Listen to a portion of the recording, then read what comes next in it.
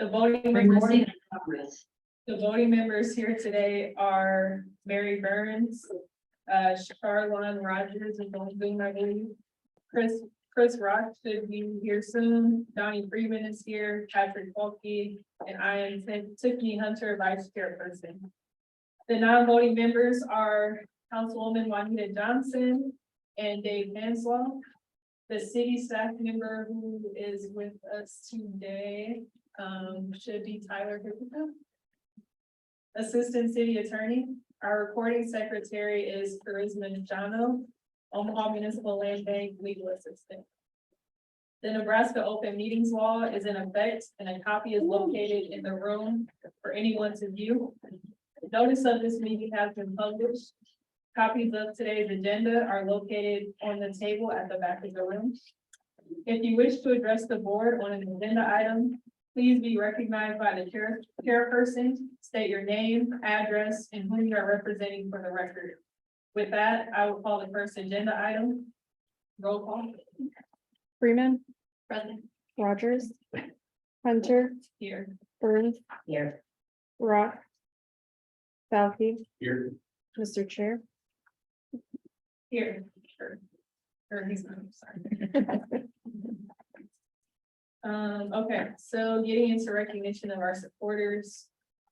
Omaha Municipal Land Bank would like to recognize those supporters who have committed $1,000 or more in monetary donations, technical assistance or in-kind support during the last 12 months. Lamper Nearson, First National Bank of Omaha, Nebraska Investment Finance Authority, Wells Fargo, Project Control, the City of Omaha, the Sherwood Foundation, the Hawks Foundation, the Mutual of Omaha Foundation, the Logier Foundation, and Oak Investment Real Estate. We would also like to acknowledge our gratitude for our many anonymous donors and additional individual gifts. So moving on to agenda item number 2, general public comments. Would anyone from the public like to address the board? I would just ask that you stand up, state your name, your address, and whom you're here to represent. D Chambers, 1814 Evans, Apple Alley. The Omaha Land Bank currently has a counteroffer from me for the properties at 2237 and 2235 North 20th Street. In regards to that offer, I would like to share my thoughts. The Omaha Municipal Land Bank has revised their mission, vision, and tagline at the July 12th meeting. The mission is to empower Omaha to support sustainable and thriving communities by equitably transforming neglected properties. The vision to serve as a community development intermediary that creates pathways for stimulating the local economy through addressing systemic vacancy issues at its core. Tagline, your partner in building communities. Planting trees for people to access at will for free food is an excellent way to create a thriving community based on a sustainable food source with minimal maintenance. Further, the wildflowers will help the pollinators, including the bees, which are critical for the food chain we humans rely upon. This space can help improve our planet by giving free food to one and all. That's the best possible use of space imaginable, in my opinion. We will be doing something about hunger. And as an added bonus, it'll be a gorgeous setting, especially in the spring with the apple blossoms in bloom. This could be a great setting for senior pictures, baby photo shoots, wedding photo shoots, name it. Photographers will love this place. Having access to so many varieties of apples can be an excellent learning device. Seeing wildflowers and pollinators in action can teach children how nature works to keep our food supply going. This could eventually be a destination for school field trips. Children can learn a lot from the orchard and have a free snack while they're there. The land bank has sold to private buyers before for less than asking price. That land has benefited that one buyer. They've sold land for $1 to nonprofits, who in turn build a home for profit and sell it to a family, benefiting one family. My use of the land would benefit the community, the pollinators, the wildlife, and therefore the entire planet.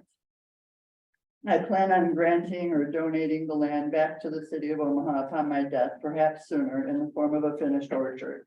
I've already communicated with people from the Department of Parks and Recreation Department and about this idea.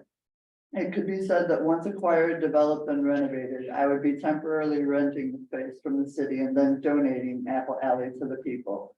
This orchard will be a first of its kind in the city of Omaha. It'll be a prime example of people doing something about hunger, not just talking about it, but doing something about it. We, the Omaha Land Bank and Apple Alley, can set the example for others to follow. Together, we can take the lead in fighting hunger. Together, we can be the vessel to end hunger once and for all, one step at a time. This one orchard may not solve the entire problem of hunger, but it will help. It'll be the first step in the right direction. There's been tremendous community support for this project through various means, including the Proud to Be from North Omaha picnic, web exposure, visits, phone calls, and emails. Some of them perhaps have contacted you as well. The idea of free food in a beautiful setting seems to be rather popular. Apple Alley will be an asset to our community for decades to come. In all honesty, there's no reason I should be required to pay more than $1 since the land bank is refusing to sell only one lot, therefore creating one 60-foot lot rather than two separate lots. However, I am willing to pay $3,001 to develop this $3,001 to develop Apple Alley for the city of Omaha, the people of North Omaha, the pollinators, and planet Earth. I feel that this is a fair offer. Further, I feel that it would be contrary to the mission statement to not accept this offer. Thank you. Thank you, Dean. We appreciate that context and understanding your vision for Apple Alley. May I pass out some handouts? Um, Thank you.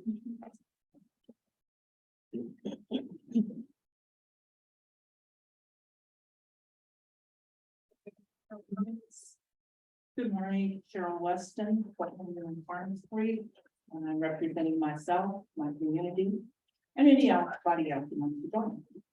I'm here in support of the Apple Valley. As Dee has said, it fits your mission. It fits your vision.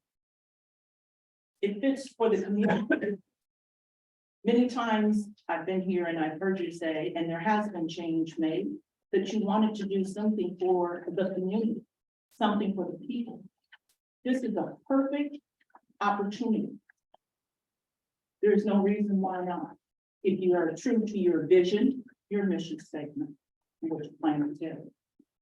And I also want to add, Dee is very, I think, bending over to make this happen when she's ready to at least up her offer.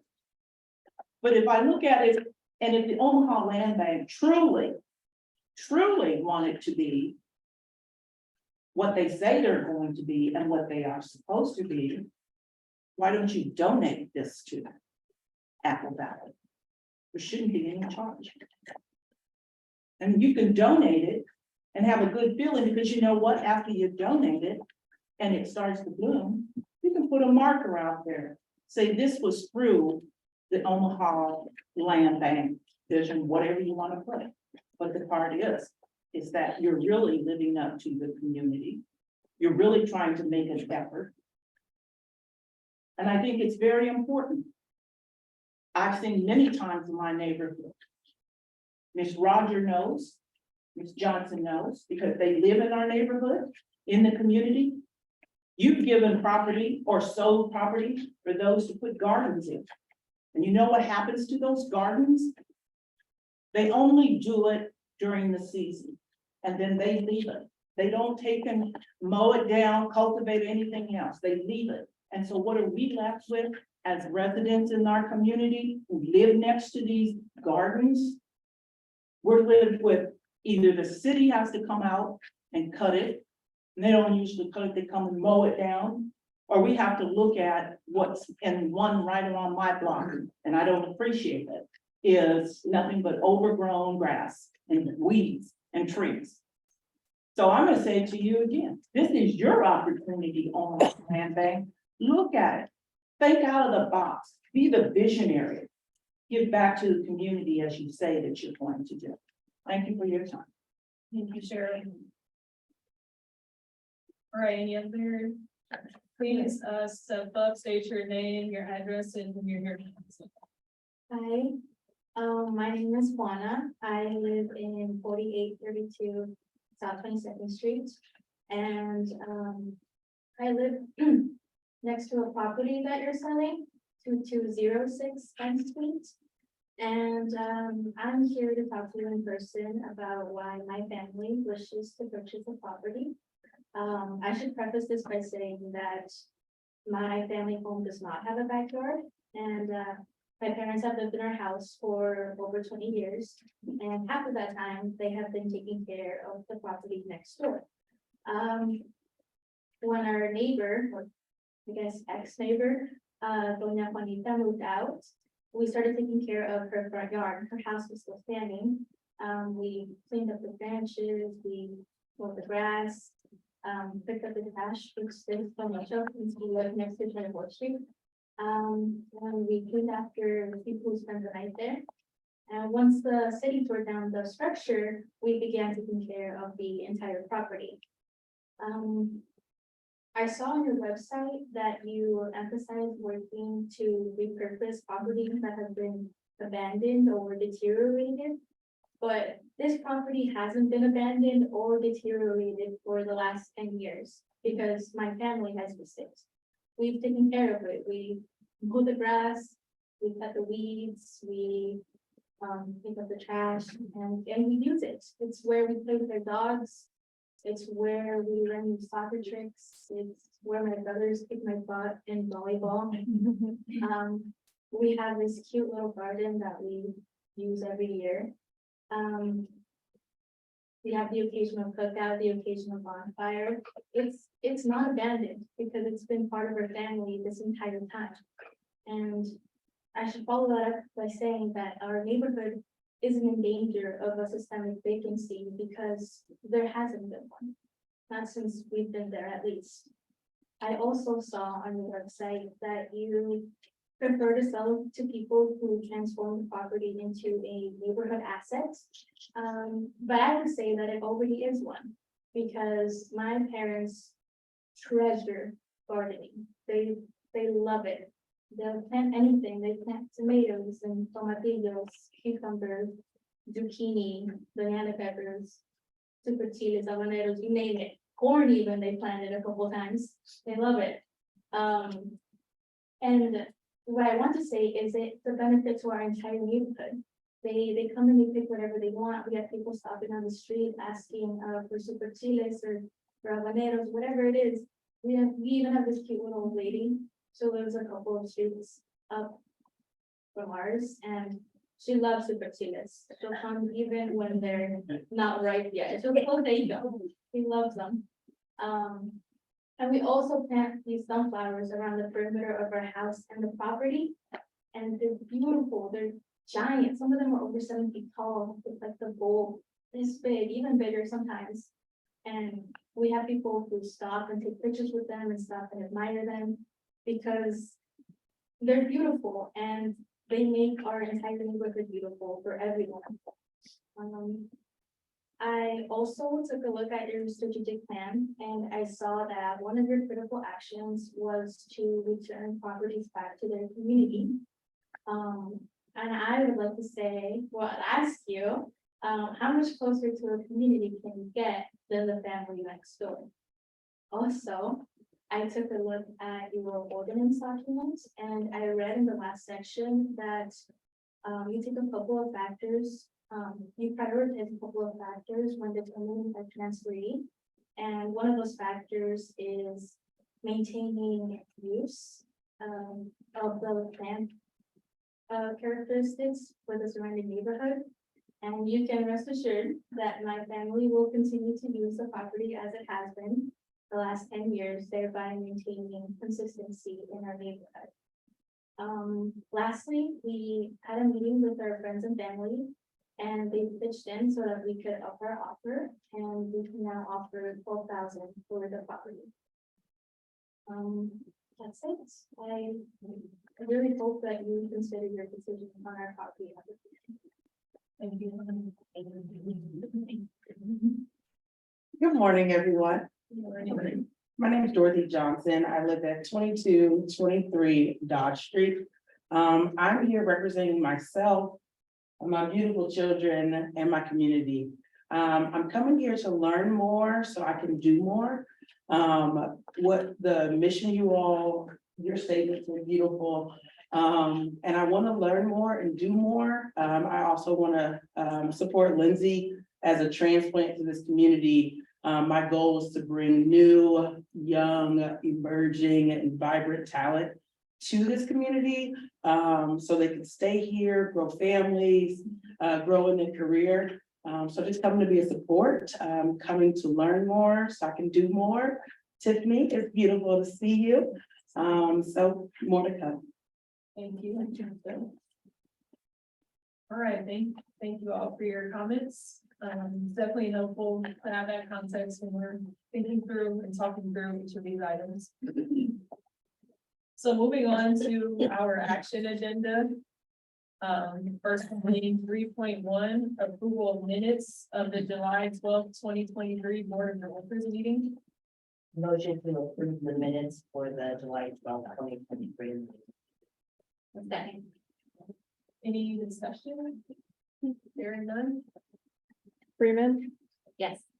Hunter, Yes. Burns, Yes. Rock, Yes. Southie. Yes. All right, moving to agenda item 3.2, approval of the July 2023 financial statements. Good morning. If you move to, in your large packet to the July report, I'm going to start here on page 16, the balance sheet.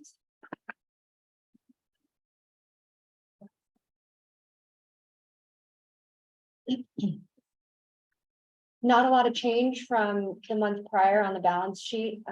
We still have our cash reserves as well as our two bank accounts with First National and Pinnacle Bank. We are seeking to receive a few funding, and which I'll go over in the outside funding report, which should assist with that First National Bank total. It is a little lower than we typically have, and as you know, and as we've talked every single month, we are currently in application processes to get that funding back up. But rest assured, we still have the money in Pinnacle Bank as well as what's in our cash reserves. So feeling confident with where we are there. As we go down into current assets, everything here is updated with our property values, depositories held, as well as the subsequent taxes and the tax lien certificate values. Moving through to our credit cards, everything's up to date here. And total liabilities and equity on the next page is in line with where we were last year. So sitting well on the balance sheet. Any questions on that, on any of those particular items? All right, moving to the next page, the P&L. I'm going to start with the revenue side here. You'll see that this is going to look different from last month because as you can remember, last month we did approve the mid-year budget adjustment. So we've gone through and we've adjusted those numbers. Really simply put, it was just a moving of where those budget items were as we were spending more in some areas and less in others. So not actually a change in anything except for our budget alone. So as we go through, we are expecting this $10,000 for the foundation that you'll see under foundation trust grants. That will be applied in August. So that's just a simple timing issue. And then as we continue to talk through the two areas in which we really don't have a lot of control over in terms of knowing how to budget is the property sales and the tax recapture revenue. So those are both under, leaving us with 43,000 under budget to date. Knowing that we do have opportunities, which I'll go over for some funding to come through in the next few months. As we go through expenses, I'm quite happy with where we're at here. You'll see that each of these total line items we're sitting well with. So as you go through, you can just see total acquisitions, total advertising, total building expenses. We're all sitting well with each one of those. On the next page is where you'll find the actual total expenses, which is going to be just a little over 16,000 under budget for expenses. So that kind of helps make up for that, leaving our net income at the bottom at just 17,000. So the more funding that we receive in the next couple months that is expected should help with that number, and the expenses are just in line. Any questions on this document? Do you anticipate the shortfall coming back in property sales increasing? Is that where we're kind of parking ourselves? What we did at the mid-year budget adjustment is significantly dropped our budget for what we expect for property sales. I do anticipate that we will still receive, an adequate amount, but we did take that into consideration when doing the budget adjustment. So while it was originally 250, it's now 100. Okay, thank you. Thank you, Andrew. Mhm. I'll entertain a motion to approve the July 2023 financial statements. Motion to approve the July 2023 financial statement. Any discussion? Hearing none, President? Freeman, Yes. Hunter, Yes. Burns, Yes. Rock, Yes. Southie. All right, moving on to agenda item 3.3, resolution to cancel delinquent I taxes. have, Outside funding. I think I have the outside funding still. Oh, sorry. Missed that. That's all right. So for the outside funding, you'll find this in your smaller packet. It's the first page there. This is going to outline the funds that have been committed, received, and pending. So first, looking at the pending, on the right side, you can see the status.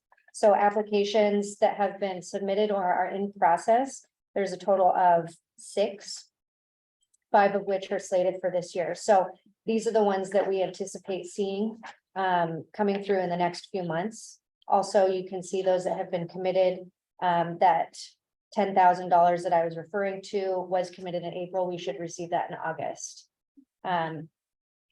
But we have the totals down at the bottom so that you can see exactly what has been committed.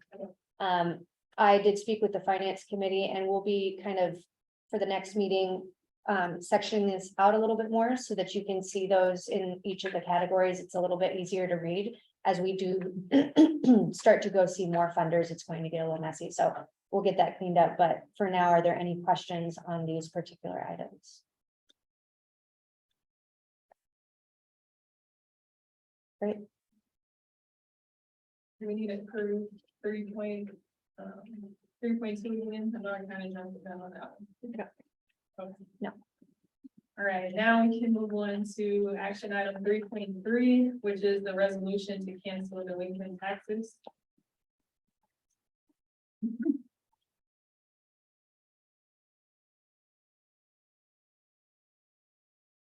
For the property listed in the meter packet.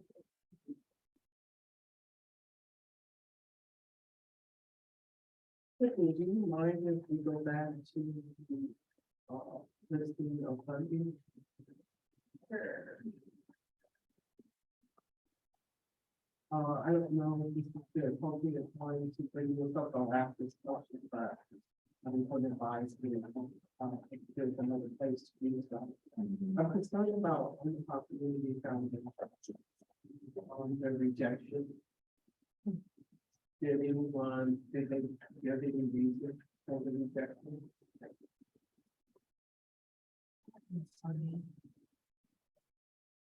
I can answer that. Yeah. So this was a grant that we applied for funding for the Clean and Green program. There was no reason for why that rejection was made, but I believe Leslie had conversations with, or is in conversations with the Omaha Community Foundation. We do intend to submit another grant application for funding. So Leslie, if you could let me know if there's something I can do to assist that. Okay, thank you. The Fox Foundation for 2024, is that number new? Because positive, but it's an increase. Yes.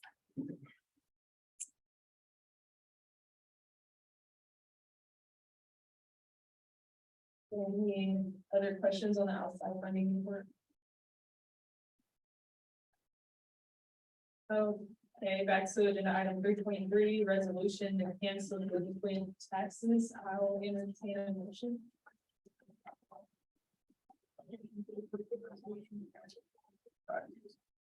Second.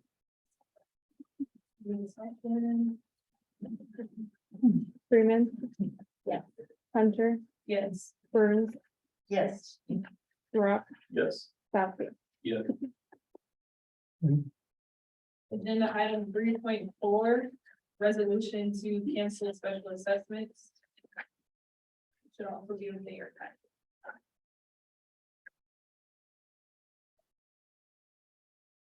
Motion to approve the resolution to cancel special assessments.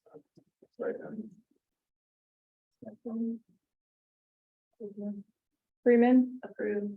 Hunter, Yes. Burns, Yes. Rock, Yes. Southwick. Yes. All right, moving on to agenda item 3.5, resolution to close sale of 3002 North 24th Street. Tiffany, I can give a little background on this. This was a purchase agreement that was entered into between the Land Bank and Heart Ministry Inc. back in 2020. And then the pandemic hit, and then when I started, there was a title issue. There was a child support lien that was missed in the initial foreclosure. I believe they require this through a Douglas County tax lien foreclosure. So I had to do a quiet title to make sure everything was clear on this property so we could transfer it free and clear. And that has been complete. We're ready to close, and the title companies just asked that y'all do a resolution as part of the paperwork to set the closing date. So it got postponed because of the COVID and then I had, when I started, I had to do a quiet title. Yep. motion to approve the resolution. Second. Any discussion? Freeman, Yes. Hunter, Yes. Burns, Yes. Rock, Yes. Southwick. Yes. Okay, agenda item 3.7, acceptance of the 2022 audited financial statements. No. Next board date. The next board date is September 13, 2023. Does everyone think they will be available on that date? I can make it. I never know where I'm gonna be, I'm sorry. Let's just say yes. Okay, now moving to agenda item 3.7, acceptance of the 2022 audited financial statements. We don't have the auditor on Zoom right now, so if we could come back to this. We did anticipate that they might be a little late, so we'll have to push this item off a little bit further into the meeting until they are on Zoom. Okay. Thank you. Thank you. All right, moving on to our consent agenda. Item 6. .1 through 6.4 are dispositions. All right, good morning, everybody. So we do have 4 properties under our consent agenda. These are properties that the Acquisitions and Dispositions Committee has recommended for approval. Our first property is at 1808 North 34th Street. This property is around 3,300 square feet. It's zone R535. Currently, it's not buildable. Looks like it does need to be platted into a lot and might require some waivers. The applicant has proposed to build a single-family house on this property. He does intend to sell it once construction is complete. We have the property listed for 2,500. He has offered to purchase it for 2,500. Our next property is at 2614 North 15th Street, 3,300 square feet. This is not a buildable lot. The applicant is the adjacent property owner and resides at 2616 North 15th Street. They have plans to expand their property lines. This is a property that they currently have fenced in. They've been maintaining it, so it does make sense to sell this property to this adjacent property owner. We do have the property listed for 1,650. They've offered to purchase it for 825. And then our next two properties are at 4430 and 4432 South 17th Street. The applicant is also the adjacent property owner at 4434 South 17th Street. We do have the property listed for 11,500. The committee voted to counter at that full asking price, and they've accepted that counter offer. Their proposed use for the property is to expand their property lines. This is also property that they currently have fenced in and that they've been maintaining since living at 4434 South 17th Street. And that is all four properties that we had under the consent agenda. Does anyone have any questions? Any questions? Okay, so one thing new that we're gonna start doing this board meeting is giving you guys a little more insight on the discussions that we had within the acquisitions and dispositions committee meeting. And ultimately, the recommendations that we bring to the board come from those committee meetings that we have prior to the board meetings. So I'll start with the properties that Charisma just covered. So just as a little context, we have buildable lots and non-buildable lots. So generally, when the committee meetings are, or the committee members are discussing these lots, there's some guidelines that we try to use. So for buildable lots, we typically want applicants to build on those lots. And then because those are larger lots and are higher demand lots, we typically seek applicants that are willing to provide the full asking price. Non-buildable, I would say for the buildable lots, we're also first taking into consideration the highest and best use on those lots. And then for our non-buildable lots, same thing, thinking through the highest and best use of those lots, but also those lots are kind of more unique. They come in different shapes and sizes, so also taking into consideration the unique dimensions of the lots and the circumstances surrounding those non-buildable lots. So in addition to that, I think some of you may be familiar with our guidelines that we also try to take into consideration as we're talking through things.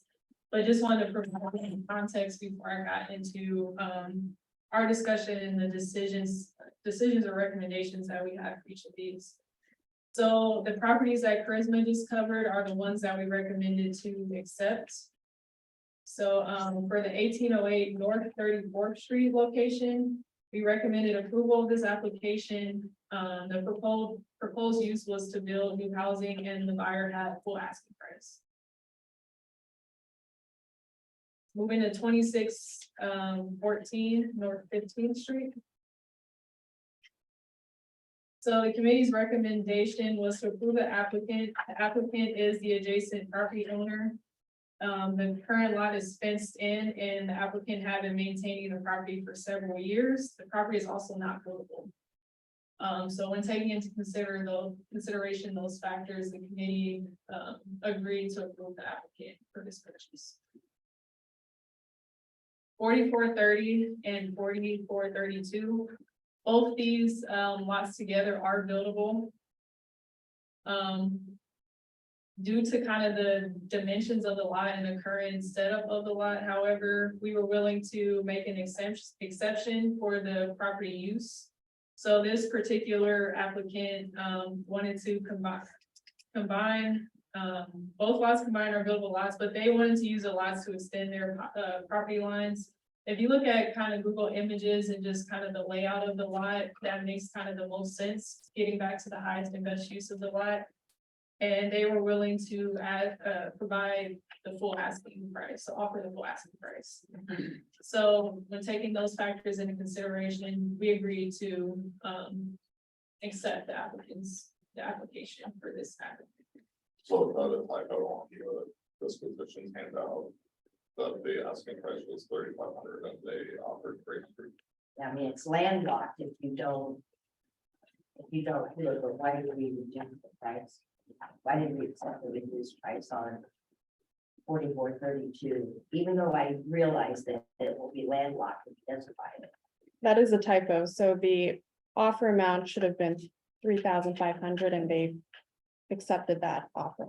Okay. Or Oh, after- 3,500. Yeah, Oh, So they are 3,500. giving full asking price Correct. above the property. right, okay. Yeah, Can I ask questions about non-buildable, is that normally like setback issues and things like that, like size of the lot?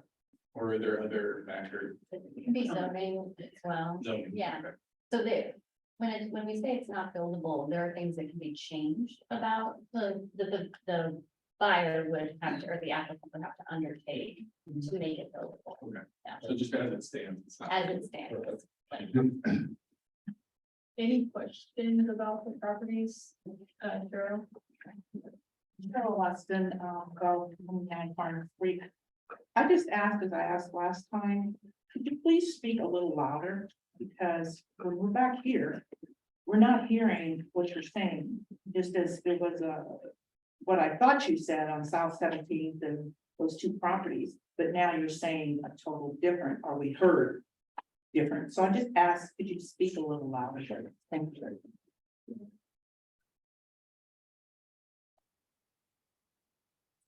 Right, are there any questions?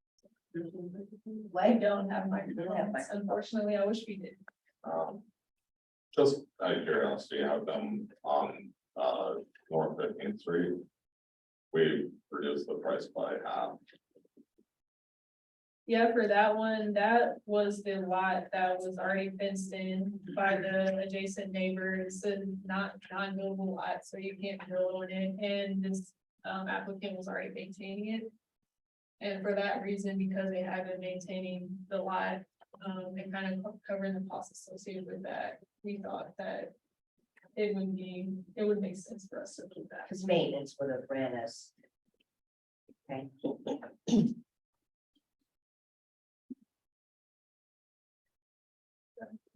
Cheryl Weston, 1209 Farm Street. Could you speak up just a little? Yeah. Mike, you just asked that question because I was wondering, so they fenced it in. But it wasn't their property. So it's their fault that they fenced in property that didn't belong to them. But you're saying, and clarify, if I'm wrong, you just said that because of that in the maintenance part, you lowered your price. Did I understand that correctly? We took that into consideration. That wasn't the sole purpose, but we try to do the right thing. And in this instance, because the lot was not buildable, I mean, it's not a whole lot of other uses you could use for the lot. And the adjacent owner had been maintaining it, taking into consideration all those factors, we decided to accept the offer. And that came out of the discussions that we had.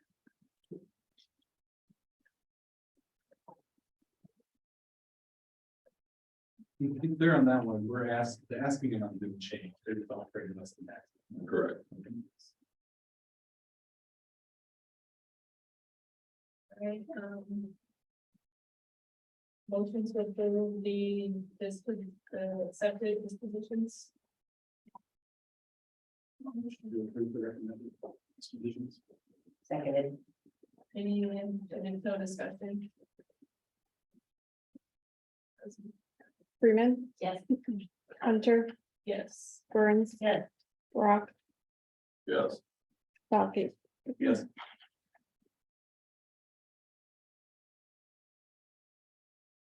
All right, getting to our agenda items, 7.1 through 7.10. These are the applications reviewed and discussed by the committee. Yeah, so these are all the additional applications that have been received and were reviewed by the Acquisitions and Dispositions Committee. These are applications or properties that we either received multiple applicants for, that the committee did not recommend for approval. These are also applications that offer to purchase these properties for less than our asking price, and the committee voted to counter at our full asking price. So we'll go through each of these individually. I will present information on the property and the applicant's proposed plans, and then I'll hand it over to our vice chair to explain the committee's recommendation. So our first property is a property that we've received multiple applications for, 2206 N Street. The first applicant is the adjacent property owner. They've offered to purchase the property for a total asking price of $10,000. We do have the property listed for $8,000. Their plans for the property is to expand their property lines. They've been occasionally using the property, sometimes maintaining it. So they do want to own the property to add to their current property lines and create a yard for themselves to use. Our second applicant has proposed to build a single-family house on this property. They've purchased property from the land bank before. They have experience building and successfully selling houses that they've constructed. They've offered to purchase the property for our full asking price of $8,000. This is also a buildable lot. I'll let our vice chair go into the recommendation. Before you, just to make sure, is this the little tiny lot that we did on the bus tour? This is not the same lot? We did do this lot on the bus tour in terms of tiny. It is one of the larger, it is a buildable lot. I mean, it's not the same. It's right off of 24th Street. We did, Is that a fire pit? in the it middle? is, that's Okay, that, that is that, okay. way. Correct. No worries. So as Charisma mentioned, we did have two offers on this property. One offer was for full asking price with plans to build on the property. And then the second offer was from the adjacent property owner to expand their property lines. This one, the committee wanted to discuss a little further. We had an initial applicant, I believe Todd Rayer is his name. If you remember from our prior board meetings, he came and spoke. We had some concerns initially with selling him the property as he had purchased property before, and had not executed his plans to build on the property, which is our requirement. So we allowed him the opportunity to kind of state his case in that situation. And then I think the board agreed, or the board did agree, to allow him the opportunity to purchase lots from the land bank moving forward based on the information that was shared. Since then, we received an additional applicant for the property. And from the committee meeting, we thought it would be a good idea to hear out the next applicant that we received, or application that we received, and get a better feel for kind of the plans there. And just a little more context to help drive our decision. So for that, we did not have a recommendation per se. And for this one, I think it might be a good idea for us to take into consideration what Juana shared with us and maybe discuss this one further at our next committee meeting. So there's a third applicant for this lot? There's two applicants. Okay, just the two. So Okay, I Todd understand. Rayer, Jason. And this is Tori Walker. Corey Walker, so I'm confused. Tori Walker's also with Vibrant Homes. Oh, Vibrant so Homes it's is Vibrant. the, Oh, it's Vibrant Homes? Okay. Yeah, it's Vibrant Home and then the neighbor. Yeah. One. Any questions? So we're tabling it? Yes. Making a decision on it. Yeah. I think the heartburn was, well, I think we only had one applicant, so we were initially just kind of expecting to approve this one. Since we had already kind of gone through the process with Todd Rayer and had our discussions there. I wouldn't say heartburn per se, but it was the new applicant that made us hit pause. And then it was mentioned that the adjacent owner would be at the meeting to kind of share some background on the property, and I think that's what caused us to kind of hold on. So why wouldn't we go with the highest and best offer? So generally on buildable properties, we require the applicants to build on them. So it goes with funds for the full soul on them. So the last, I think you're referring to the last property we spoke about where the adjacent owner put up a fence, that property was unbuildable. So that would be the difference. And Tiffany, if the board wanted to vote on this today, that you could. Okay, and we could also hold up this. Well, you know, I think we've had, personally speaking, we have a family that's already been using this land considerably. Is in passion for it. I get home ownership. Don't misunderstand. We sold many lots that were buildable and we still have yet to see houses on them. We've got a nice offer that's above asking. I say we put it to a vote. That's my opinion. I mean, I don't know this, but this is just an assumption, that our property investment costs are probably much lower considering the family that's taking care of the lot up to this point. right? We haven't been. We would expend more money on Correct, the family kind of. maintain it. Correct. yes, that is why they are as low as they are. Any other comments or questions? I agree with. So. Alright. Anyone want to make a motion? I would make a motion to approve the disposition for 2206 N Street. To the buyer of furniture. Seconded, Charisma? Freeman, Yes. Hunter, Yes. Burns, yes. Rock, Yes. Balky. Yes. You don't have to cry, sweetheart. Wow.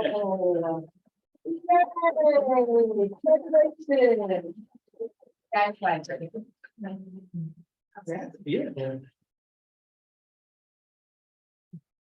I'm coming over for bell peppers. That was part of the bargain. Sorry, the banana.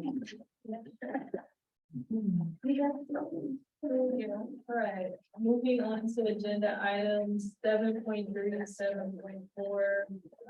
The properties the committee did not recommend. So our first property is the 1320 North 41st Street. This property is a buildable lot, 5,800 square feet. It is zone R535. The applicant, the person who applied for this property proposed putting a garden on this lot. We have the property listed for 6,500 and they've offered to purchase it for 2,000. The land bank has owned this property since 2020. Yes, and quick background on the discussion that the board had on this particular property. This property is buildable, so the use of a garden we thought wasn't the highest and best use of the property. And they did not offer full asking price, so we recommended to not approve this application.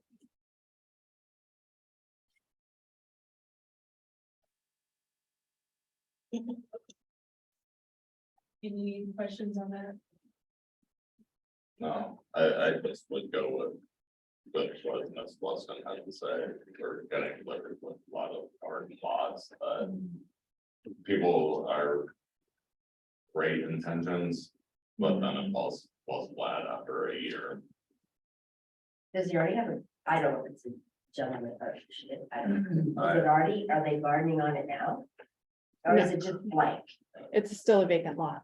I would, Oh, okay. I would defer and say that I don't think that. Like our lot is within what we're looking for. And that was the big factor that. That's why it's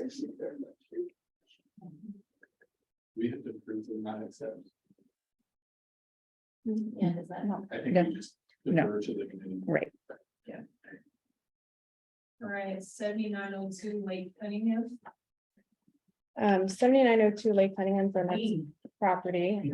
This is a very large lot, around 6.4 acres. It's currently not buildable. I believe there are permanent easements on the property that prevent any development from happening on it. We've owned it since 2019.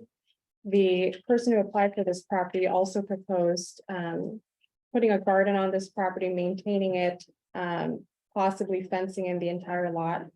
We have the property listed for 5,000. They offered to purchase it for 3,500.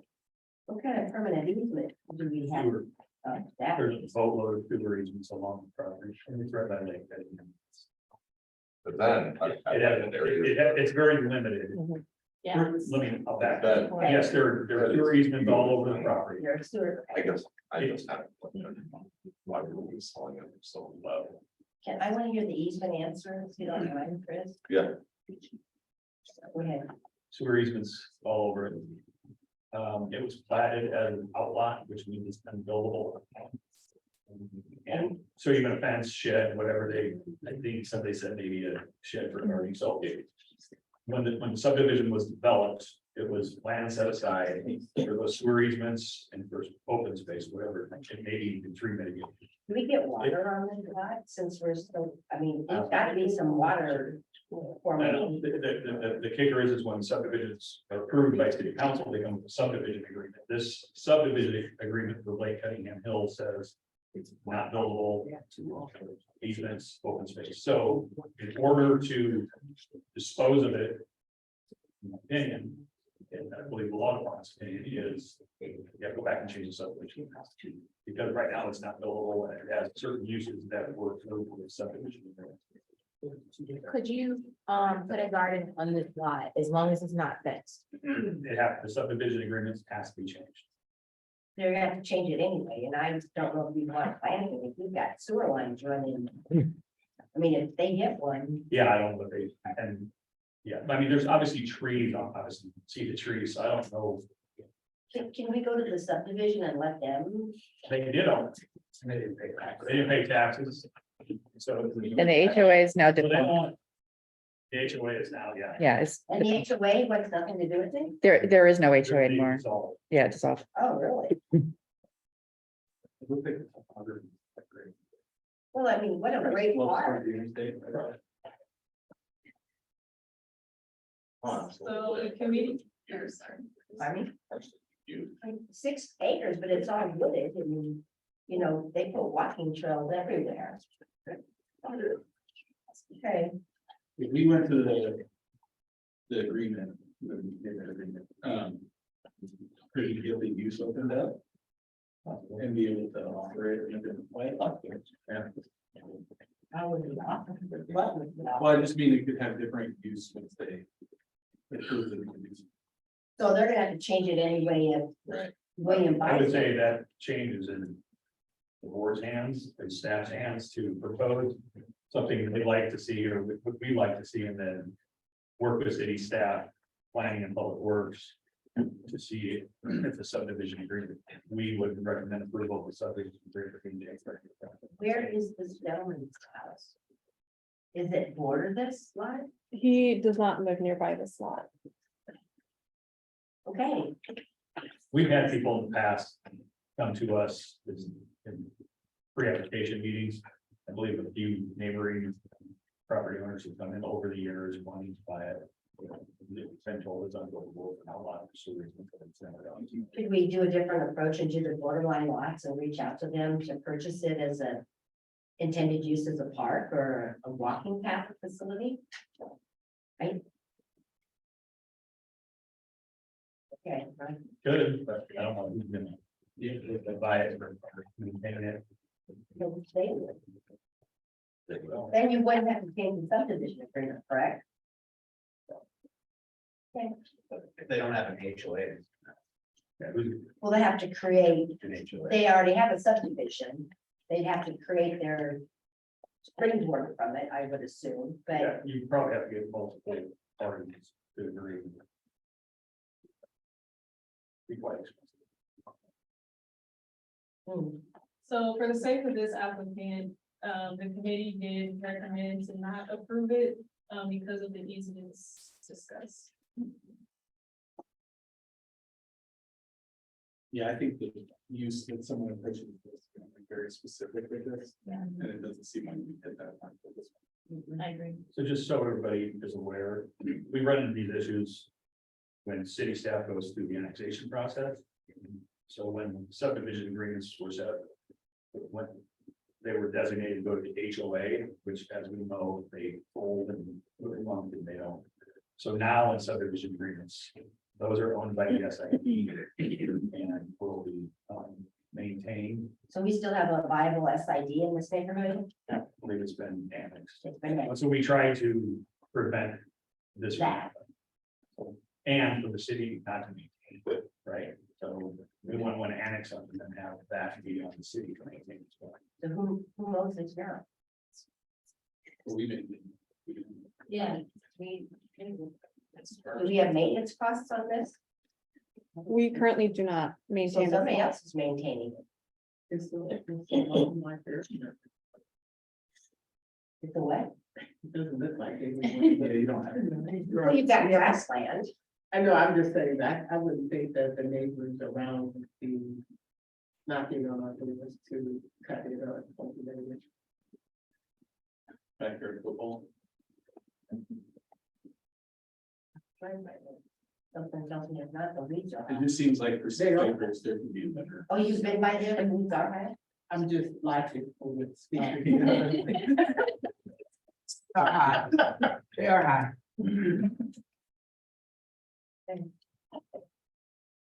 Right, does the board accept the committee recommendation for these? So no to Lake and no to North 41st, right? Right.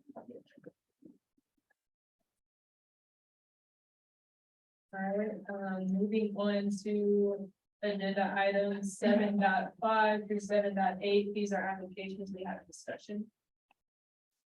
Yeah, so 3537 North 39th Street. This is a buildable lot that we've owned since 2017. The applicant owns the house at 3541 North 39th Street. They're currently renting out the property.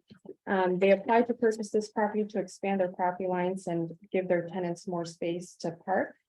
We do have the property listed for $5,750. They offer to purchase it for $500. So, yeah, I think the committee's biggest reservation with this one was the offer amount.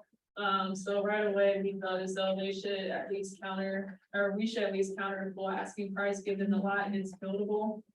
You know, that's before taking into consideration, we generally prefer to have buildable ones, so plans to build on them. But I think initially just the offer amount itself led our decision to counter. Any questions on that one? So you're gonna counter with this gentleman. Yes. I would say, I know this one, I would say be a little bit more aggressive with the uniqueness when they're buying and selling, properties at deep discounts. I would say too, if it's buildable, and I would say the person lived and owned in, or like they lived at 3541, I feel differently about it, but if someone owned it, rents that property out, makes one more space for their renter. Is the 3541 a multi-unit, or is it a single family rented as a single family? It is. Single family.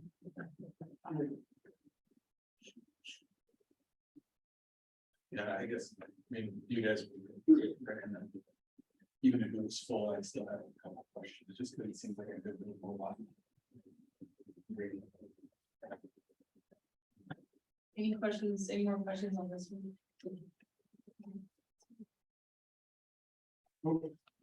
Okay, sorry, Sorry. sorry.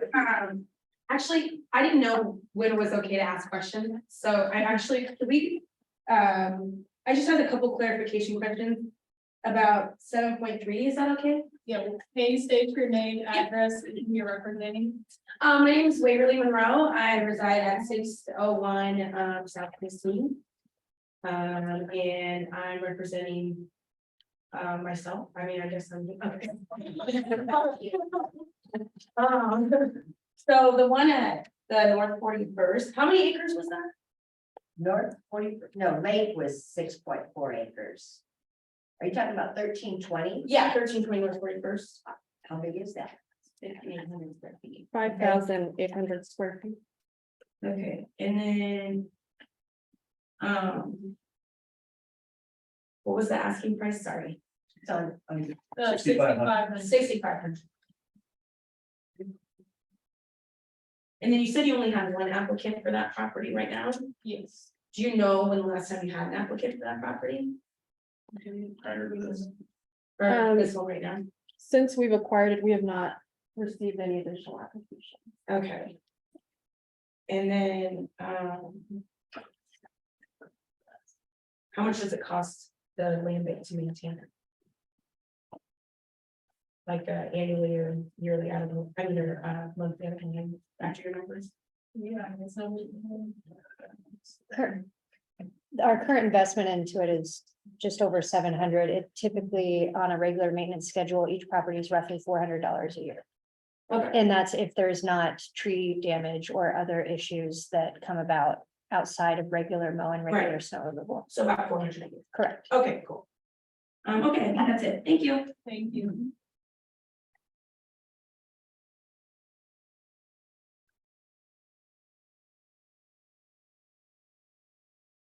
Not what our conversation was about that. So we're on agenda item 7.6, 3512 North 44th. Thank you. So 3512 North 44th Ave, this is a buildable lot, 5,000 square feet, zoned R435. We've owned it since 2017. The applicant for this property resides at 3516 North 44th Ave. His plans for the property was to acquire it, build a garage on the property and then fence it in. We have the property listed for 5,350. He's offered to purchase it for 4,000. So, background on this one, similar to the last one, the committee recommended to counter a full asking price since the lot is buildable. That is before taking into consideration the proposed use. Again, ideally, we prefer the lots to be buildable. But we did counter a full asking price, and that is where this was right from. Any questions?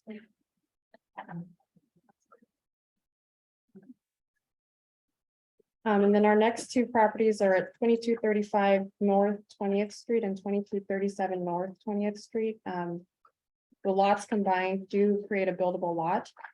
They're zoned R4. We've owned it since 2019.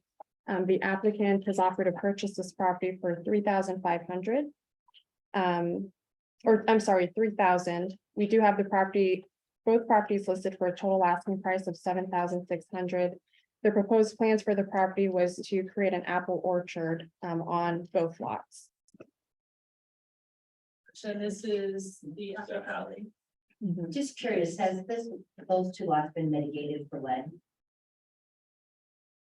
Does anybody know? We did check with the city, and they have been mitigated, but they've only gone 12 inches. 12 inches because. Yeah. Okay.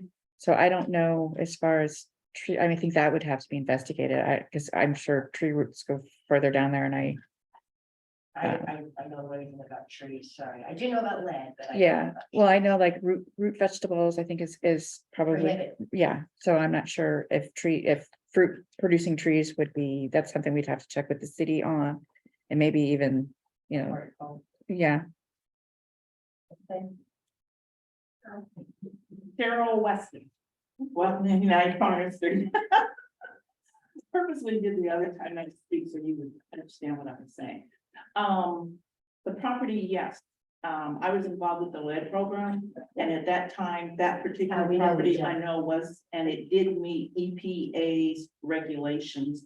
At that time, there is a possibility that they are looking at going to change the levels. And if so, the property would be checked and then EPA is planning on coming back, I think it's contract through the city, is to come back and if it needs to be taken again, then they will handle the cleanup. So they're taking it deeper than surface dirt. They're, Because the mitigation was so many PSIs in lead. That's what.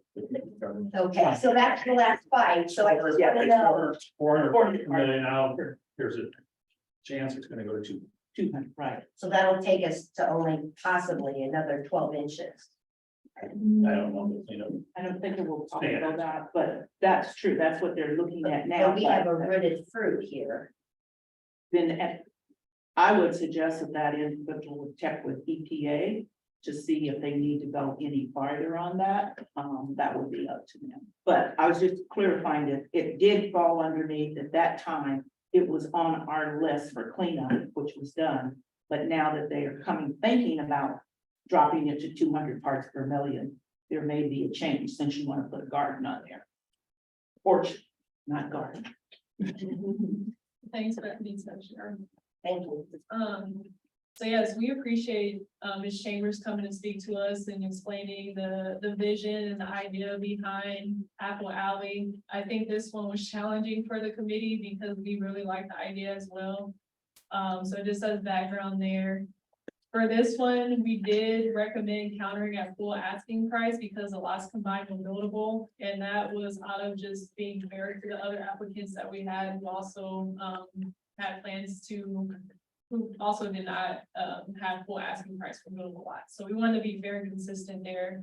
But given the community support that we received for Apple Alley, we were willing to make an exception here as far as allowing the buildable lot to be used for the apple crusher. But where our discussion left off was us countering at full asking price for the buildable lot. With that being said, we do also have other non-buildable lots that could potentially work for this as well. So if that's something you'd like to entertain, I think Beach Chambers, 1814 Evans Apple Alley, where? Are they as good as across the street from where the children already are?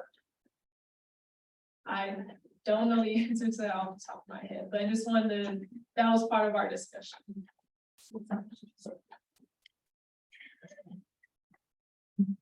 Cheryl Weston, 1299 Farm Street, Omaha, Nebraska. I'm not clear, and I appreciate what you're doing. I just want to say that first of all, I think it's a great idea of being more transparent and addressing the issues so that the community knows what you're doing. But could you clarify that you're saying that this is in negotiation for this amount? And this would be if the applicant is going to go for the $2,000 or $3,000, or, because I'm kind of getting mixed there. So is this going to be sold to Apple Valley for this amount, or you're going to continue with the county? So this one is under discussion, so we were planning to continue with the counter offer. And so the board would make a vote now to say, they could make a vote The to say board yes. could make a vote, but that's say yes, yes, okay. to say yes. Are there already apple trees on this lot? Nothing. No, the question is about, would we be able to allow them to get onto the lot to do their due diligence to find out if there is if it's even feasible to have a reproducing tree. I mean, unless we're the lot owner, so all we need to do is tell the EPA to go ahead and. Are they gonna do another sample? Is that the thought? Or you don't know, which is fine. Well, I was about ready to offer that it's my staff that goes out and samples, so. Oh, it is? Y'all want to favor maybe. Oh, it might have heard. Did we call it a vantage?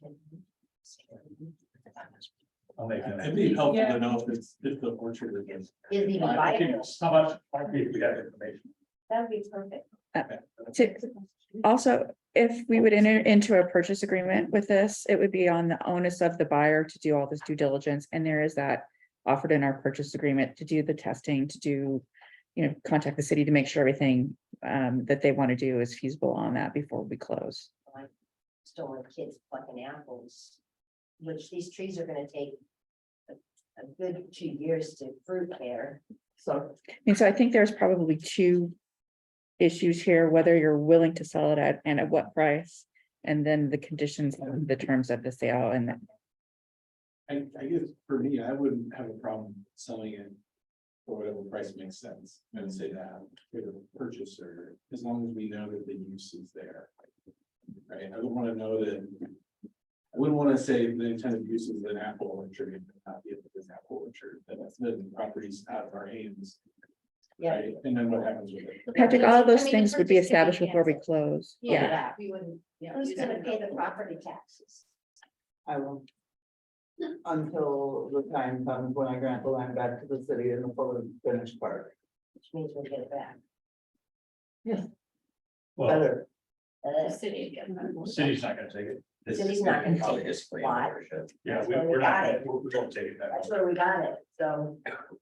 Fine, then it'll be mine forever. Whatever, it's for the people. Donate to the host. I can donate it to the host. So I guess. Oh, sorry.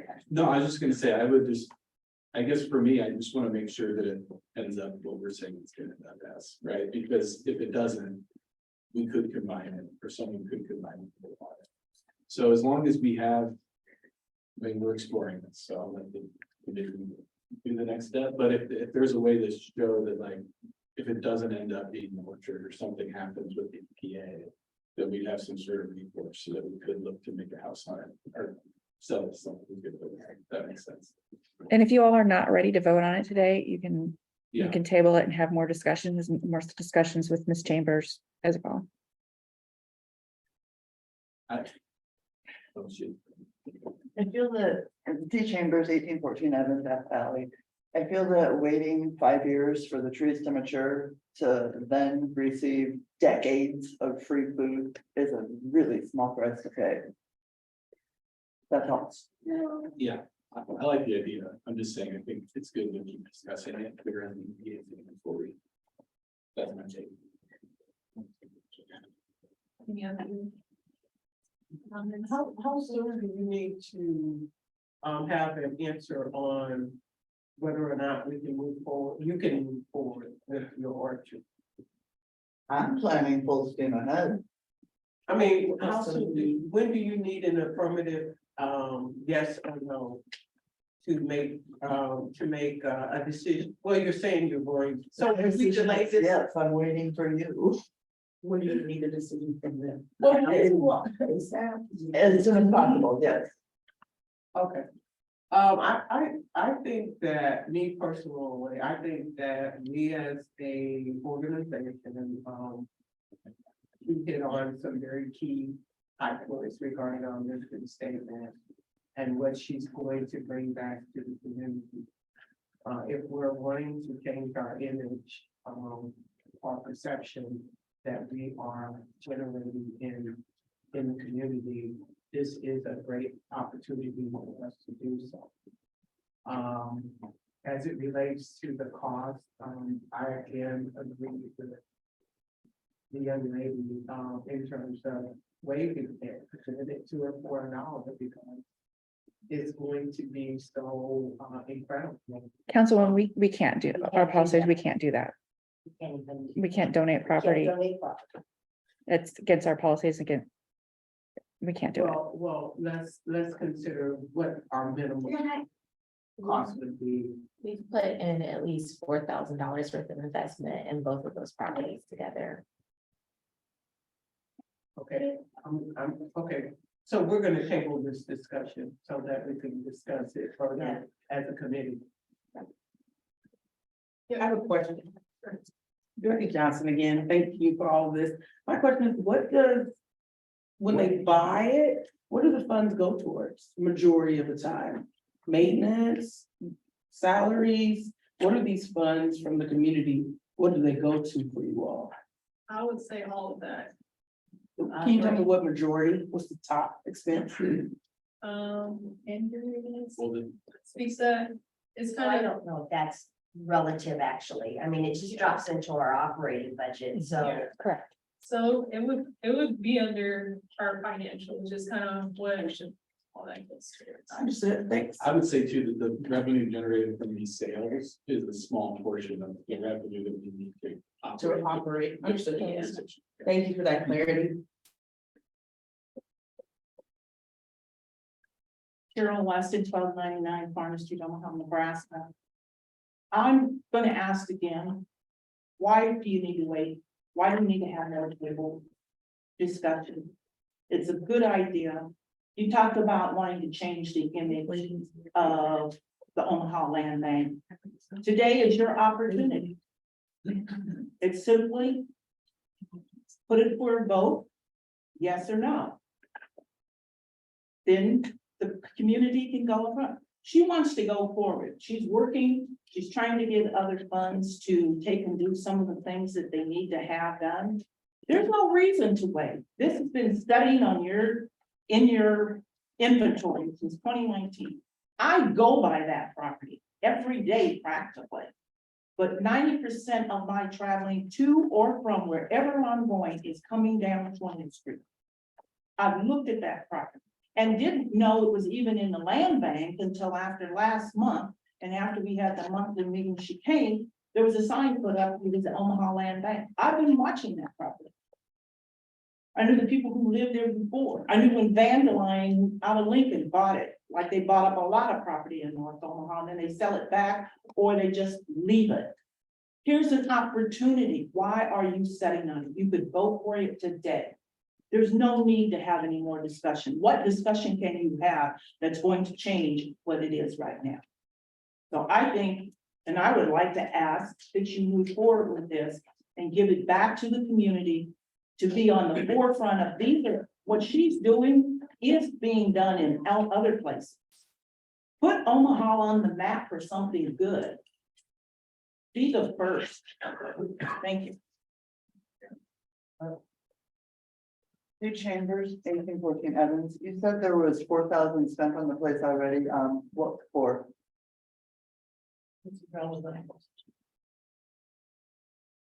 So, this is those acquisition.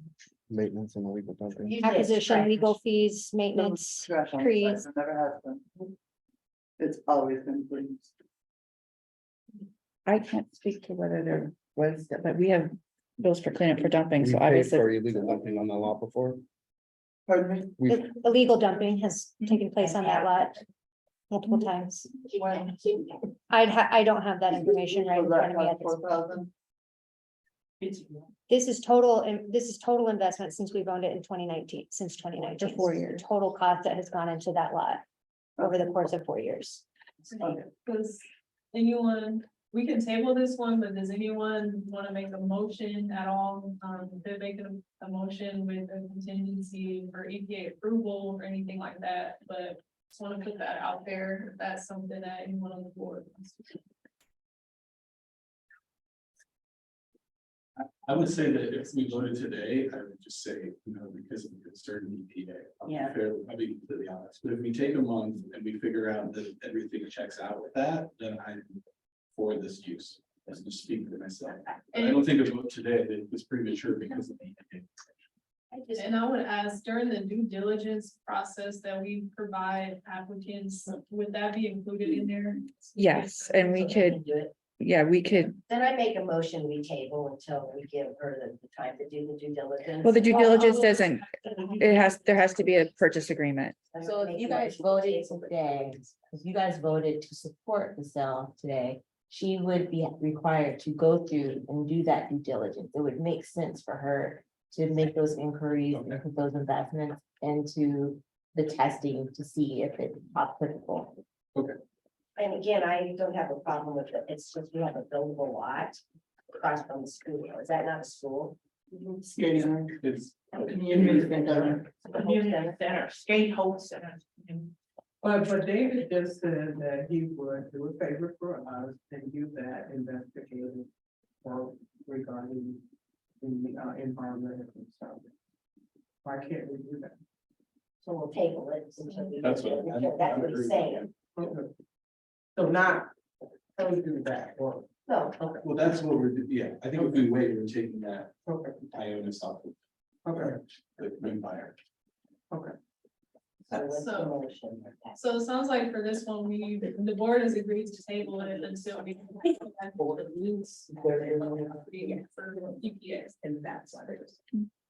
So do we need to do a motion for all the dispositions? Is that what we're?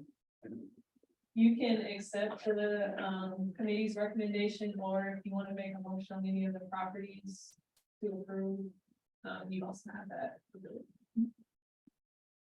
So it looks like we're making the motion to table all the dispositions from North 39th Street all the way down to North 20th, because we're looking at either counter offers or getting more information. But that's my. The table, all the ones that are in negotiation, yes. Okay. All right, appreciate the discussion Are you- on those ones. So now we're gonna move on to agenda item 7.9, 7.10, which are requests to extend the due diligence, 90-day due diligence process. Yeah. So these two properties, the board approved to sell to a buyer back in February. They had proposed plans to build new housing on both lots. After that approval was made and their 90-day due diligence timeline was up, they came to us and requested an extension on their closing timeline, and this board approved that extension. They then came back and requested a second extension on their timeline. They needed more time to get their building permits in place and secure their funding. But based on the progress that they've made, it doesn't seem that they've made any progress towards securing those requirements. So the committee's recommendation was that we not approve a second closing extension request for these lots. This is the lady that like the building material. No. So as Frizz mentioned, for those reasons, because we've already provided multiple extensions, the committee recommended to not provide another extension on this lot. Also because there hasn't been any progress made on. What's the building across the street from security? That's a school? Not sure. Franklin Elementary, thank you. They give any statement as to why it's taking so long for their. They, this would be their first time completing or starting a project like this. They were working with a general contractor, but didn't make any progress towards putting building plans together or applying for building permits. And then they missed the deadline for the grant funding that they intended to apply for. So based on that progress, the committee did not recommend a approval for the extension. I don't know the name of. No, I'm sorry, you know, go on. My dad's name is Purple, so I agree not to extend. He or she can come back and make offers. You know, and have to, what are you thinking? I. That's what I like. Given an extension, so we gave them that. Right, yeah. Yeah. Second. And if there's a developer out there, this should go back out to the developer, especially across the street from the school. So, And I think we might look at getting our realtors to do a comprehensive on those lots to seem a little low on the value. so I would, so we can. I'd make it. We don't need a motion, so if you accept the committee's decision, not provide another extension, I think that's. Alright, so yeah, that concludes the applications that we reviewed and discussed. So moving on to agenda item. Tiffany, I will state that our auditor is on, so if you're okay with it, we'd like to get through those before the executive report. Yes. Okay. That will be agenda item 3.7 that we're circling back to. Acceptance of the 2022 auditing.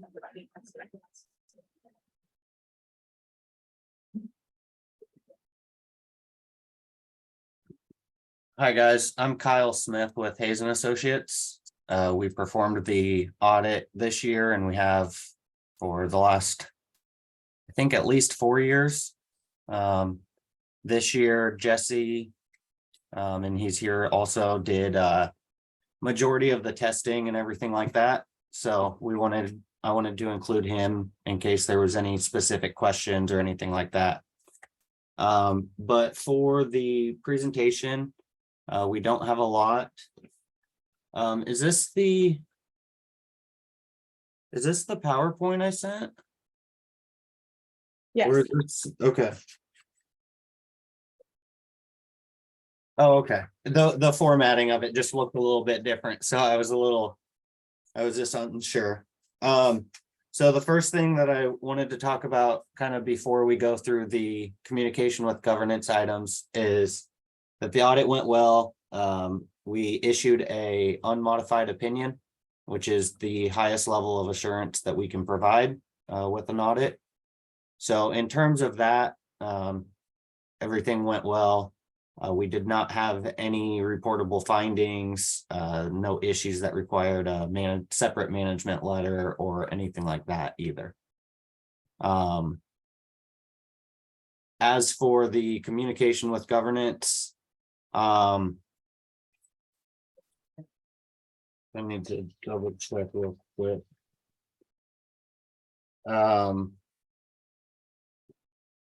So for these, just kind of going over a couple of the key items from the letter.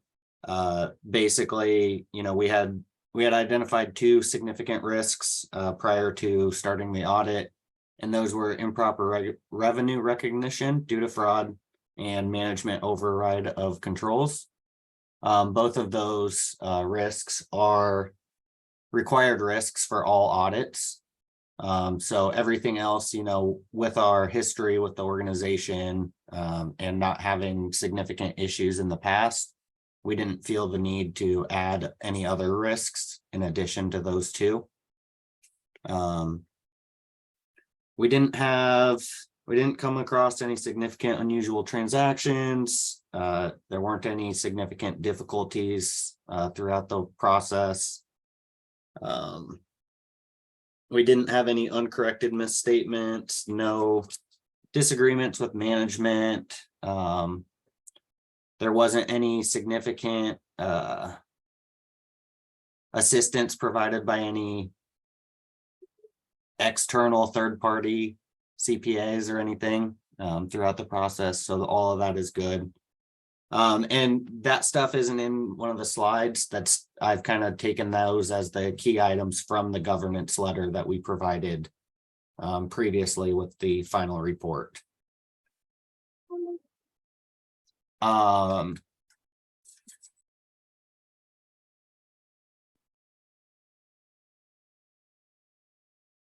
Okay, I was gonna, yes, perfect. So we did discuss the audit opinion. Obviously that is this next slide. Same thing that it mentions here. There weren't any issues that required any additional management letter or anything like that. So for the next slide, we have the audit adjustments, which those would have been provided with the governance letter. There were 5 adjusting journal entries that we made, and then 1 reclassifying entry. And a little bit of info is included on this slide. Most of these appear, a couple of them are pretty kind of significant with releasing net assets from restrictions, but that's not a big deal. And then we did make an entry to capitalize new office equipment or office improvements. So those were like the 2 largest journal entries. And then the reclass was just a reclass from long-term to current. So nothing major on that. Yes, go ahead. What are you defining as trivial item? Just so I am getting to the page that I'm looking, and then you want to recategorize restricted revenue to what category? I mean, It was reclassified from restricted revenue to unrestricted because the restriction had been met. okay. Am I correct with that, Jesse? Yes. And then do you happen to have trivial that was Trivial. that was Give me used? 1 moment. No. I have that open here. Oh, wow. 1 second.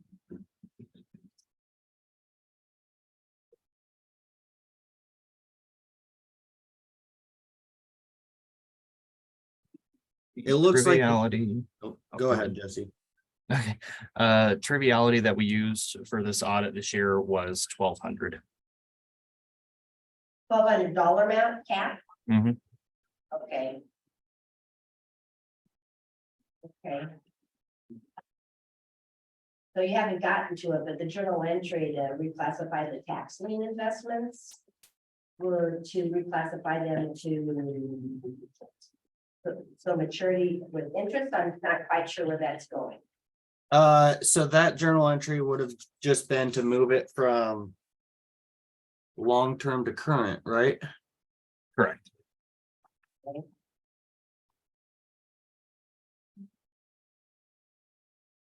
And so, and not to jump ahead or anything, but on the statement of financial position, basically there's in the current asset section, there's the current portion of tax liens, and those are what will be what will mature within 1 year.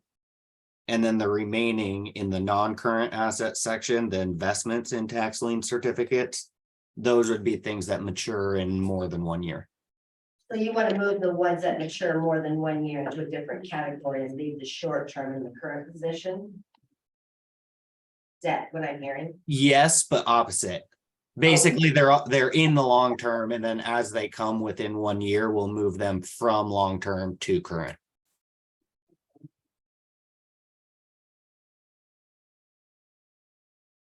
Does that all make sense on that? I have to think it through. I'm not quite sure how that puts us in a better position, but I have to think it through. But thank you for answering. Yeah, essentially it would be just like if you had like a loan. You know, Yeah. the loan would be shown as a long-term loan until it's due within 1 year. So that means we need to force ourselves to look at less than 1 year maturities. Yes, yep. And I think historically, we've always had to make this entry. So, and it's really, it's one of those things that as we do our testing, the testing kind of shows the journal entry. So it's nothing that's like, you know, significant on our end if you do need assistance with making that entry. Okay. So, and with it being a reclass entry, I mean, you guys are showing it as assets either place. Yeah. It's more so for the financial statement presentation. All right. Thank you. Thank Yep, you. of course. And I don't think that we have slides for the financial statements. But just kind of to give some overview, the total net position is 2.7 million. With pretty much everything being unrestricted other than the net investment in capital assets, which is 21,462. So having it as unrestricted is very advantageous for the organization to not be, you know, restricted with the restrictions on how those funds are being used. So I just wanted to point that out as kind of a good sign on how the organization's doing and the ability to continue. And I know someone had asked earlier about the expenses and looking at the financials. It looks like salaries is the largest expense, which makes sense. And it's pretty typical for most organizations. So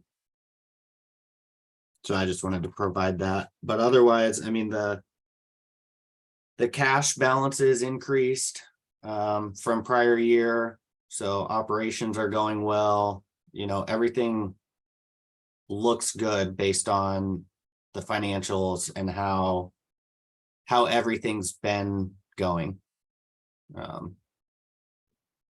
So I know that's obviously a big thing in going forward with the organization. The next couple slides are going to discuss some of the footnotes. The first one is the capital asset footnote. That is going to be note B in the audited financial statement report. The information's there.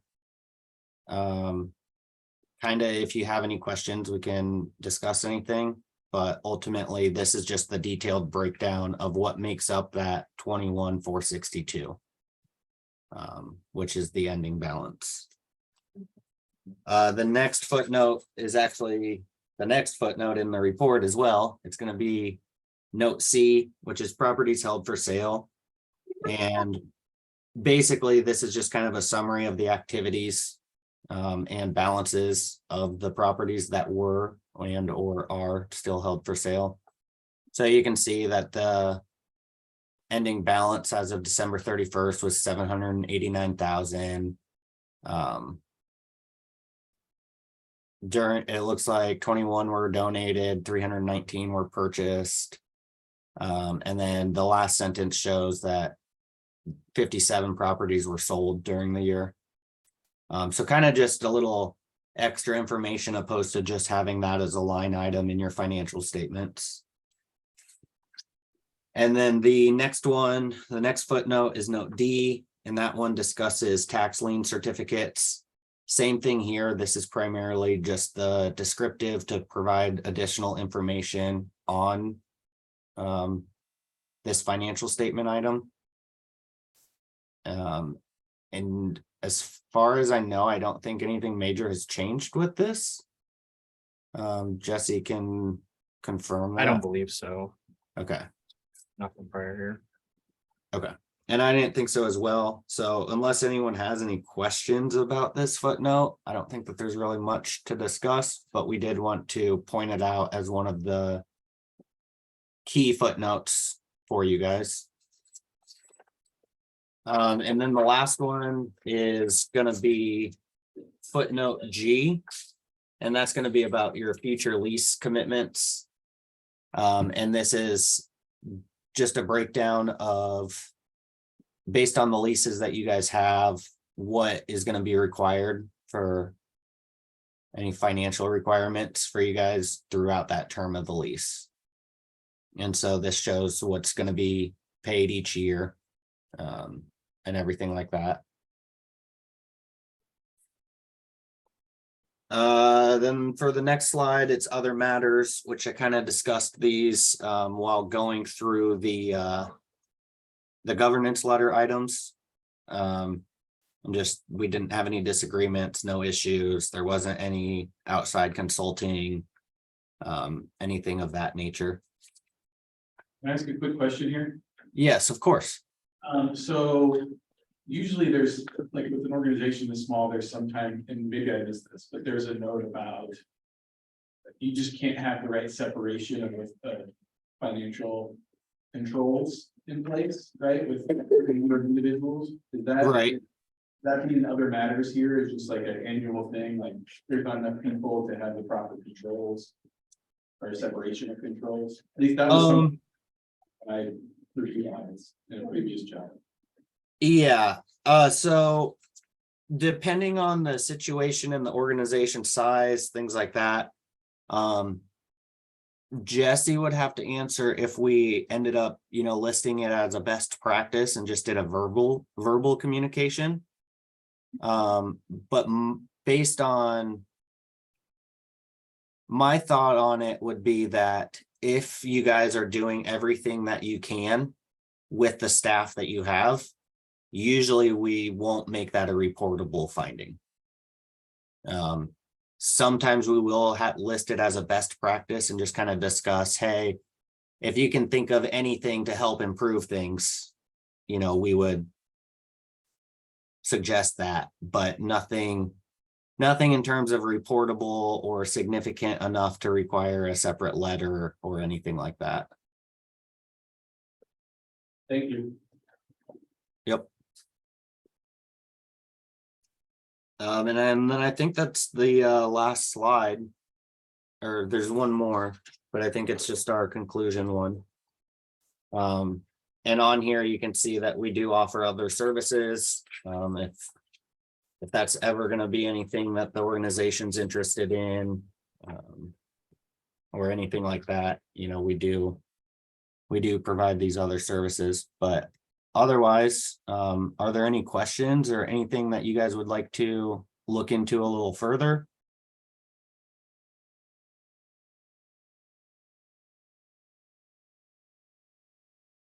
I don't believe we have any questions. We do appreciate you walking us through the findings of the audit.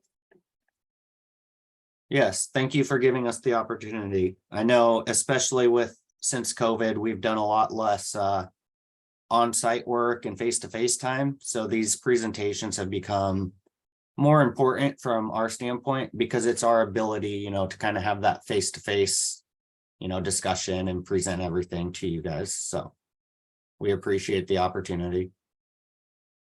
No problem. Thank you, guys. Thank you. Thank you. Okay, moving along to agenda item 8. Oh, sorry. I would entertain a motion to accept the 2022 audited financial statements. Make a motion to accept the audited financial statements. Any discussion? Hearing none? Freeman. Yes. Hunter, Yes. Burns, Yes. Rock, Balky. Yeah.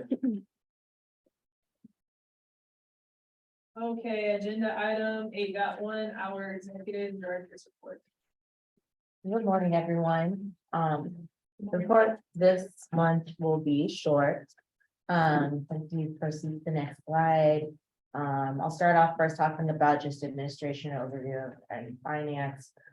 We've already initiated our efforts to do multi-year investment plan. As you had heard earlier, there is some need to increase our revenue opportunities.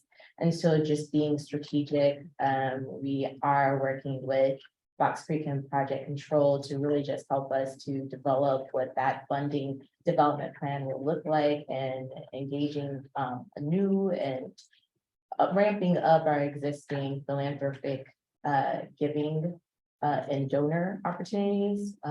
We did decide that we would need to bring in a public relations firm.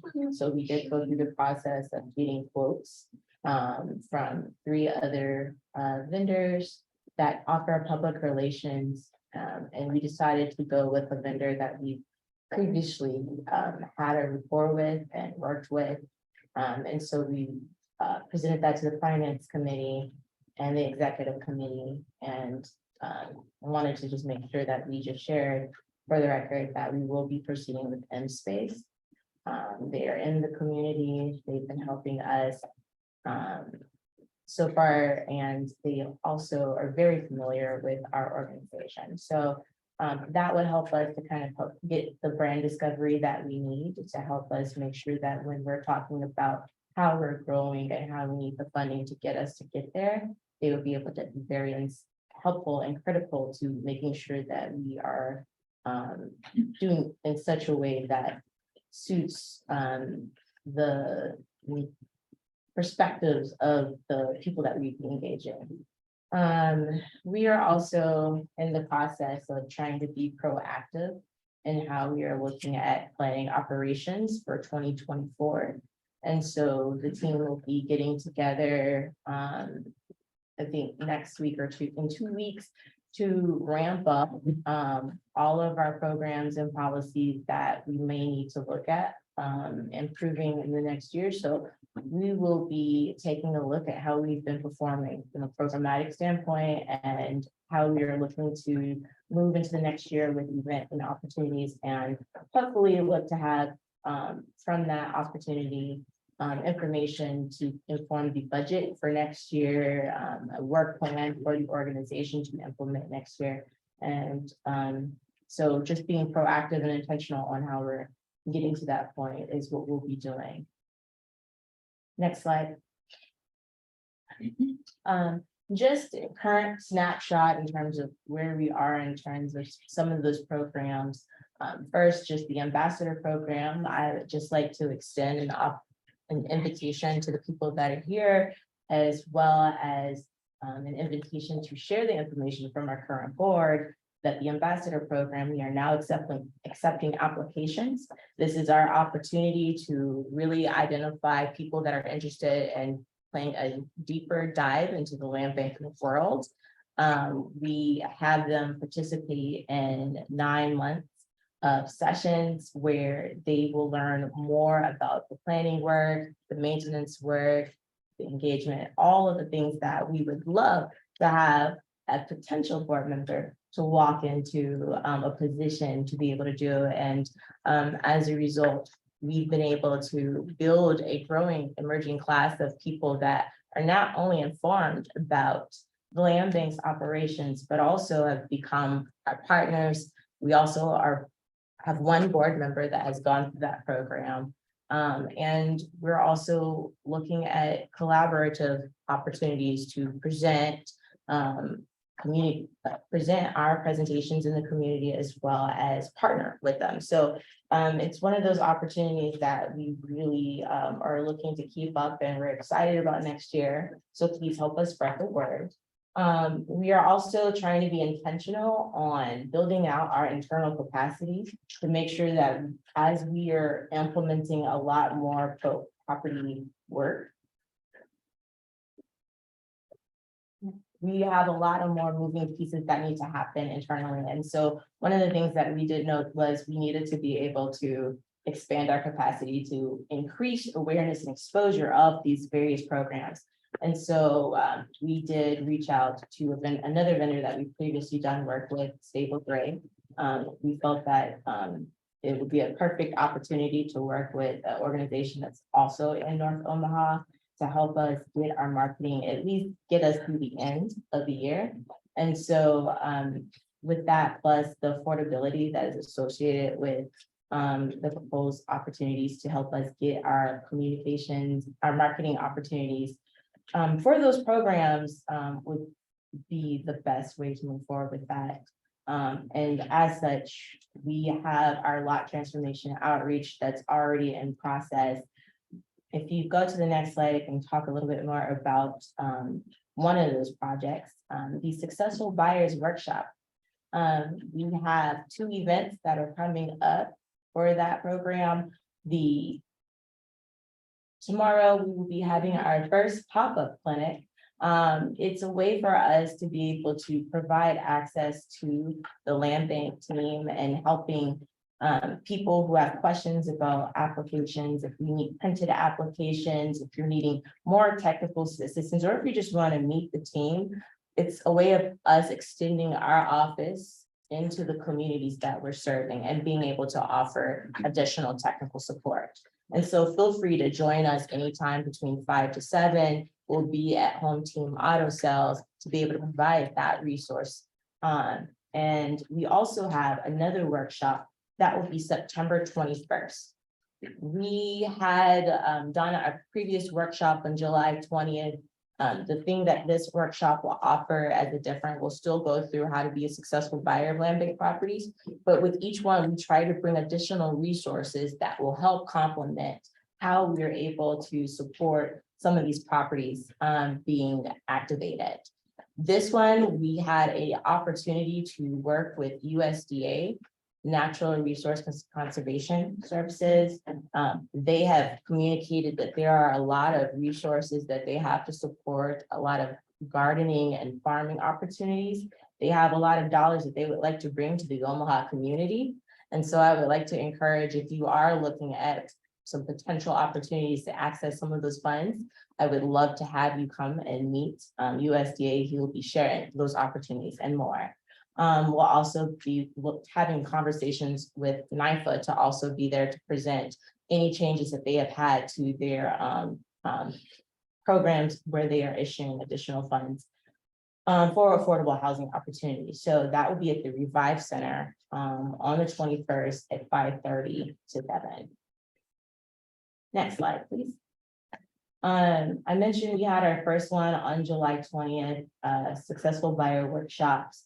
It was probably one of the first true workshops we've had since the establishment of the land bank. I think that there was a lot of interest in attending this event. I think it was also a test to how we have, as a staff, prepared to have those conversations. I think I can speak on behalf of the entire team to show that we were very excited and motivated from that opportunity to move forward and do more opportunities like this.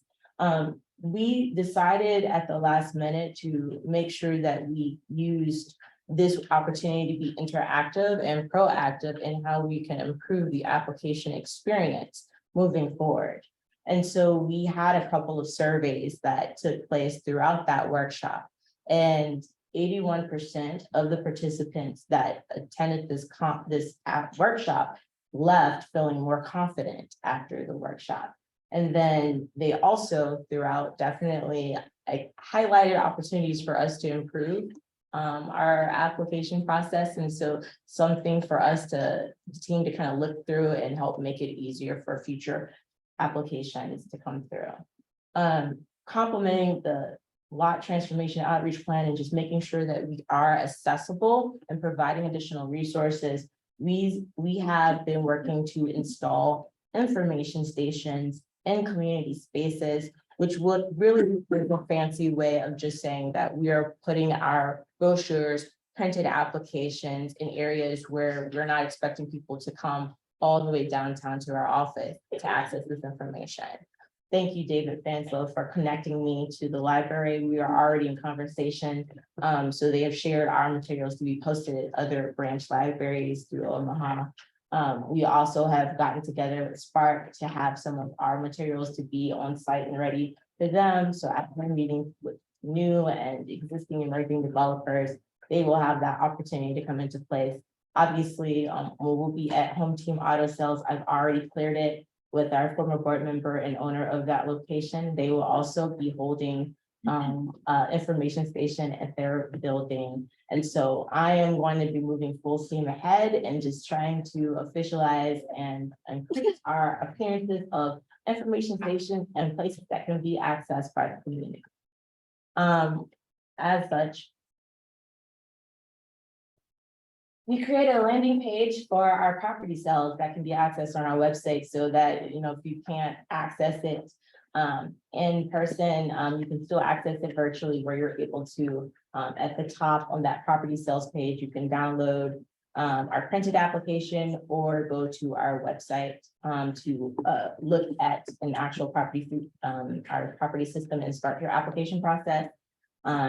We've included information about how to access our successful buyer workshop opportunities. And then if any community member or organization is looking for us to make a presentation about our successful, how to access the land bank properties, we've also included an opportunity for them to complete that field and put that request in for us. Next slide, please. Just as we've been just trying to establish a community presence, this is just a snapshot of where we've just showed up in the community outside of where we're hosting things. And then we also did make a presentation during Omaha Native Day. Next slide, please. Just looking forward, there's a couple of outreach opportunities that we have coming down the pipe. Housing and Construction Conference is one of the newest additions to the schedule. I'm really excited about this personally, as it will challenge my Spanish speaking. This is a conference that's in complete Spanish. So we'll be working with some of our friends and hosting this conference to help us to translate our materials. And I do speak okay Spanish. I need to do better, but I am definitely excited about us kind of expanding our outreach to other communities. And so that's an opportunity for us. We'll also be present at the Level Up Housing and Job Fair AfroCon 2023. And then in October, we'll be presenting on a national stage at the National Land Bank Summit. I think that's it. Any questions?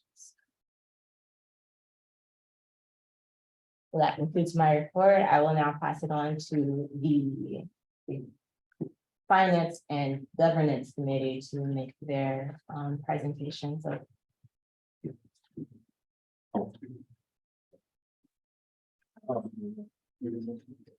I just want to be a very quick, short, sweet, finance committee report. Much of what was discussed in the committee has already been discussed today.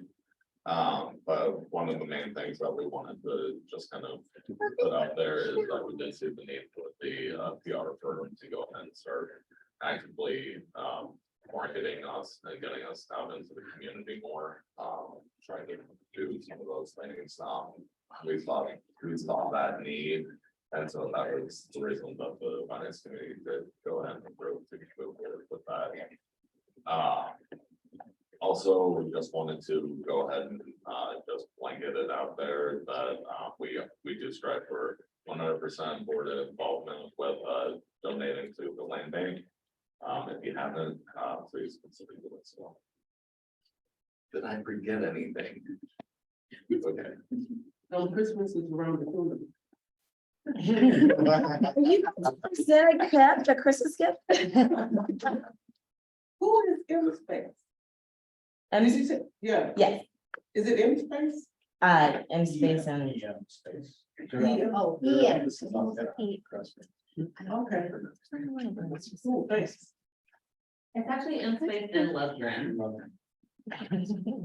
Thank you. Thank you, Chris. Governance? Yeah, so governance committee met just 2 days ago for a monthly meeting. So the group appointed me to be the kind of lead and talk about those meetings each month. Was discussed. Part of our overall making sure we're communicating with the public and getting all the information out there. We had a couple major items that we discussed in this meeting. One was really, updating the bylaws in certain ways with addresses, information that doesn't have any much to do with like the operations, but really just to clean it up, make sure it's accurate. So we went through a lot of those, and those will come at some point. Probably next meeting. Yeah. So that'll be in front of the public here and we discuss that. The other big item was just kind of talking through, how we go about getting public input on future policies. So we're really trying to be thoughtful with that and integrated into the community relationship events that we have. How do we're looking at many different ways to do that. So I guess we just want to make sure that moving forward, we're always getting the community input on the policy and making sure that that's what we're trying to do with the community. So that's it. Any questions?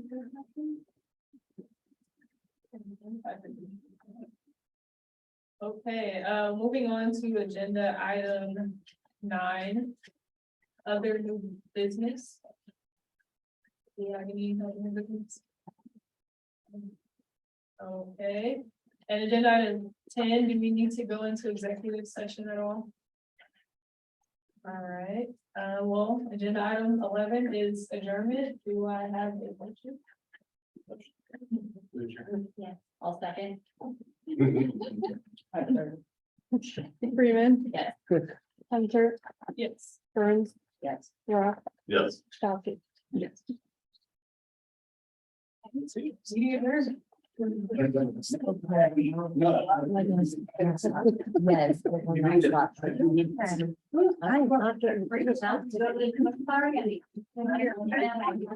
You're more under it. I'll be there.